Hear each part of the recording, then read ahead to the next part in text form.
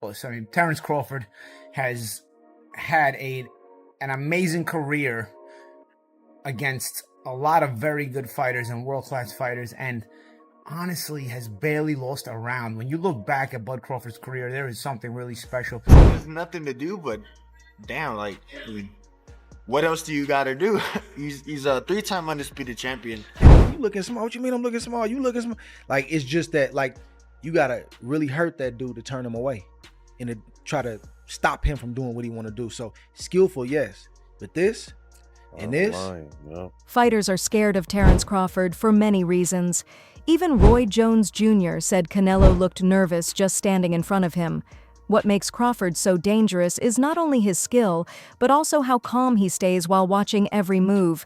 He hardly ever gets hit clean and uses perfect timing to punish mistakes, making his opponents feel like they have no chance to win. That stare down that we talked about when I told you either he's not ready for this or he trying little boy Bud. He wasn't trying little boy Bud. He really was afraid. Well, not afraid, but he was worried about Bud. And Bud knew that. And Bud being the older guy, Bud kind of looked him in his eye and made him turn away first. That was a victory for Bud. That was Bud's first victory. Anytime that happens, if something else don't come around or something else don't happen to undo that, you got a problem. Paulie Malignaggi praised Terence Crawford for building one of the best records in boxing. Crawford became an undisputed champion 3 times, which is very rare today, and he did it by fighting top opponents instead of taking easy matches. What impressed Paulie most was not just Crawford's wins, but how he avoided damage, rarely getting hit while dominating. With 41 wins, 31 knockouts, and no losses, his record speaks for itself. Paulie said Crawford's victory over Canelo was more than just another win. It felt like the start of a new era, much like when Floyd Mayweather ruled boxing. In his eyes, Crawford is now the defining fighter of this generation. It's flawless. I mean, Terence Crawford has had an amazing career against a lot of very good fighters and world-class fighters, and honestly has barely lost a round. When you look back at Bud Crawford's career, there is something really special. It's one of those things now, because now I've now seen back-to-back generations of Floyd Mayweather and Bud Crawford, and man, you know, it's one of those things where now I understand why the people that lived in the Ray Leonard era say, you know, oh, wish we could see Ray Leonard against Mayweather and how that would be. Because it just leaves such an empty feeling when you have such special fighters that were in different generations, and you saw both of them. You know, I saw the entirety of the Mayweather generation. I saw the entirety of the Bud Crawford generation. Just incredible. Really, really incredible. And I know Mayweather gets a lot of hate, but for me, he's a tremendous, tremendous fighter. And Terence Bud Crawford is in that realm as well. And it's a fight we'll never get to see. So what are we going to do? You know, it'll be up to the fantasy fights, you know. But let's get into it, man. I want to get into the undercard as well and some of my thoughts on the Netflix show. But let's get into the main event first. Crawford really boxed very, very well, very, very intelligently. The question mark was what happens when Crawford gets hit cleanly. I'm not sure he got hit cleanly at the whole fight. You know, he got hit with some partial shots. Some shots landed cleanly, but by the time Canelo started landing anything cleanly, I think he was hesitant because he was getting countered so much that he was taking some of the steam off the shots in order to hope to be more accurate. Because even late in the fight, there were a couple of shots that Canelo landed, but they barely moved. Brian said it was amazing to watch Terence Crawford against Canelo because he showed a rare balance of defense and offense. Most fighters are strong in one area but weak in the other, while Crawford was sharp in both. He blocked and avoided Canelo's attacks with great movement and a tight guard, then quickly turned to offense to take advantage of every opening. Brian explained that this complete skill set makes Crawford stand out from other champions, as he can shut down opponents while building his own momentum. For him, it was incredible to see Crawford not only avoid damage, but also control and dominate a top-level fighter with calmness and skill. See, I think that for me, I watch defense as much as I watch offense. So, yeah, like I thought, like watching Bud catch those shots off his glove. He looked amazing. So amazing. Yeah, he looked good. Yeah. He'd go to his body and he'd catch that and come up with an uppercut. You know, just all those things that seemed. He looked great. Yeah, I've never seen anybody do that ever. No one has. Yeah, he's the best. Canelo. Ever. Yeah, he's the best. And I think he would do that to Canelo on his best day. And Canelo said it. He goes, I couldn't figure him out. No. which is why he probably won't fight him again. In a way. They'll fight again. You think so? The payday, yeah. But so you're gonna get Canelo because the money's in Canelo Crawford, the rematch. Yeah. I don't want to see it, but I want Crawford to get paid, so might as well do it. Andre Ward praised Terence Crawford as the most skillful fighter of his time. Ward, known for his own technical style, said, "Crawford's mindset is what makes him special. When he decides to achieve something, he will do whatever it takes." Ward explained that the only way to stop Crawford is to seriously hurt him in the ring, because strategy alone won't work. Crawford's ability to switch stances, adapt, and stay calm under pressure puts him in a rare class of fighters who can impose their will no matter the situation. Ward made it clear that Crawford's success is not by chance, but the result of hard work, determination, and relentless focus on winning. Somebody that, like, I can bet the house on is Bud. Who's the most skilled fighter today? Bud is definitely one of them, for sure. Me and him, we so much alike in our mentality. Like, soon as I see this dude, he come in the room or I come in the room, we start arguing about basketball, wrestling, anything, bro. Like, man, you can't, man, you looking small. What you mean I'm looking small? You looking small. Like, it's just that, like, you gotta really hurt that dude to turn him away and to try to stop him from doing what he want to do. So skillful, yes, but this and this, it's different, man. Crawford's journey is also very personal, shaped by his family. He often remembers how his father believed he would one day become an undisputed champion, which gave him confidence from a young age. On the other hand, his mother was doubtful and never fully believed he would reach the top. Instead of holding him back, that doubt pushed him to prove her wrong. With every fight and every title, he not only fulfilled his father's dream, but also earned his mother's pride. Today, Crawford looks back with happiness, knowing his success brought both respect and validation from his family. Crawford said he never aimed to be undisputed at 154 pounds because he didn't see enough tough fights in that division. For him, being undisputed is not just about winning belts, but about beating the best fighters. That's why he chose to move up to 168, where the challenges and names are bigger and can add more to his legacy. His decision not to move down shows his confidence in testing himself at higher weights, proving that his career is built on taking risks and chasing greatness, not on staying comfortable with easy wins. Has being undisputed at 154 ever crossed your mind at this point that you at in your career? Not at all, because I'm looking at the landscape of the 154-pound division. There's a lot of great fighters, but there's not a lot of defining fights at 154. There's not a lot of legacy fights at 154. You know, when I'm looking at the landscape of 154, I beat, what's his name? Majimov? No, 154? No. The champion that just knocked out Tim Tszyu. Oh, Bachram. Yeah. Okay, so Bachram, they're going to say, who is Bachram? Facts. He knocked out Tim Tszyu that already had losses. What would you do with Fedora, though? Without Fedora already being knocked out. Yeah, he did that. Yeah, so, along my career, I've been criticized and people have taken credit away from me just to try to diminish my accomplishments just off of pure hate. Crawford often shows the belts he has earned, not to brag, but to remind people of the years of hard work and sacrifice behind them. For him, each belt is more than just a trophy. It represents tough fights, struggles, and proving doubters wrong. Standing with those titles shows that nothing was given to him. He fought for everything. His belts are proof of discipline, effort, and self-belief, and they also inspire the next generation of fighters to chase their dreams the same way. Just reflecting on all my accomplishments at my mama house. That's where all my belts at.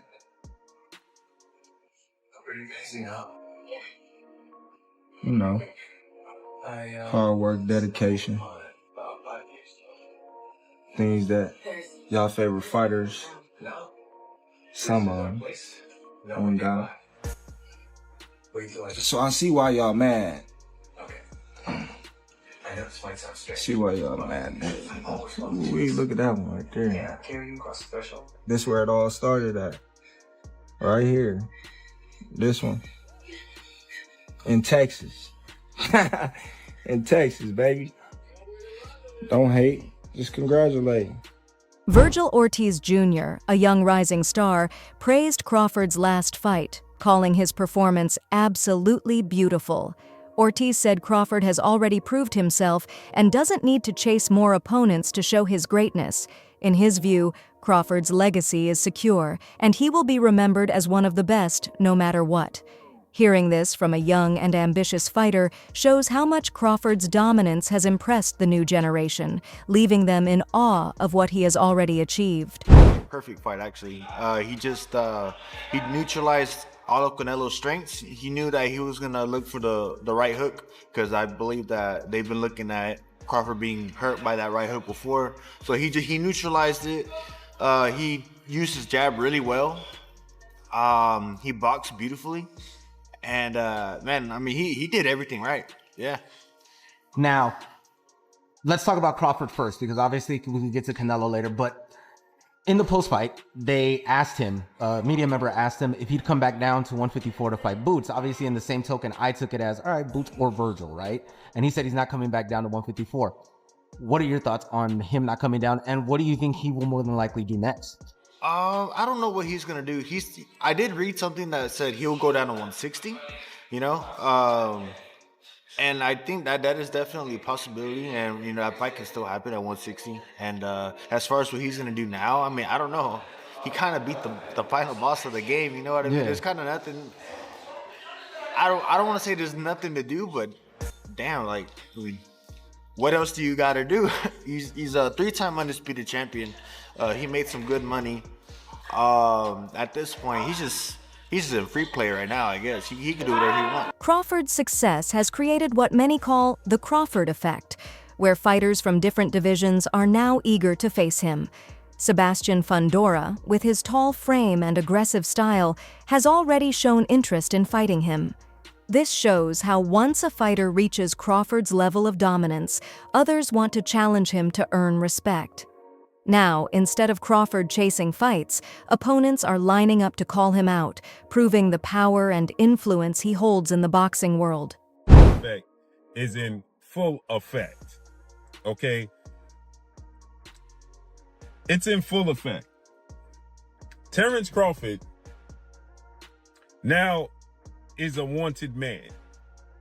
Prior to that, everybody said Terence Crawford is not a draw. Terence Crawford can't sell. Terence Crawford